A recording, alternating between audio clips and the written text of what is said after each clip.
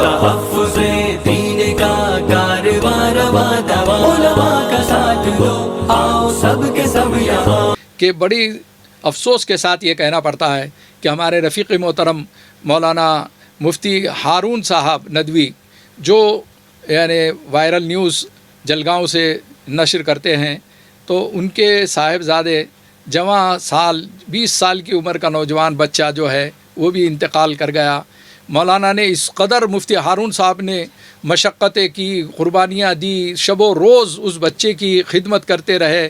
19 سال جس شخص نے اپنے نوجوان بچے کو دواخانوں میں لانا لے جانا، اس کی خدمت کرنا، دواخانوں میں رہنا، اس کے اوپر کیا گزر رہی ہوگی کہ اب وہ اس دنیا سے رخصت ہو گیا۔ اللہ فرحان کی بھی مغفرت فرمائے، اسے جنت الفردوس میں اعلیٰ جگہ نصیب فرمائے۔ مفتی ہارون صاحب کو اللہ تعالیٰ صبر عطا فرمائے، ان کی اہلیہ کو صبر عطا فرمائے۔ مفتی ہارون صاحب کے ساتھ تو ایک عجیب یعنی جو ہے قدرت کی آزمائش ہے کہ ان کے 3 بچے جو ہے لگاتار تھوڑے تھوڑے وقفے سے انتقال کر گئے ہیں۔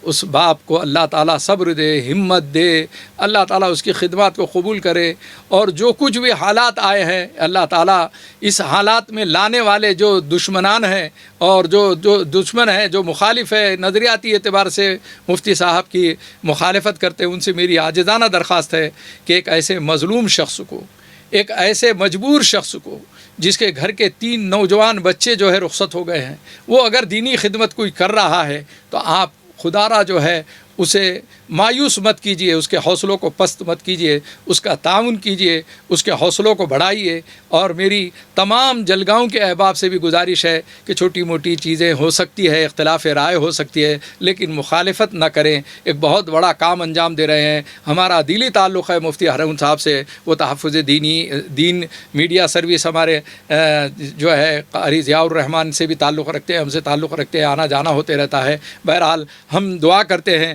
کہ اللہ تعالیٰ ان دونوں خاندانوں کے درمیان میں جو کچھ بھی واقعات ہوئے، حادثات ہوئے، مولانا ناظر احمد صاحب کی مغفرت فرمائے، اور ان کے گھر والوں کو اللہ تعالیٰ صبر جمیل عطا فرمائے۔ مفتی ہارون صاحب کے صاحبزادے کی اللہ مغفرت فرمائے، ان کے گھر والوں کو صبر جمیل عطا فرمائے۔ وآخر دعوانا ان الحمد للہ رب العالمین۔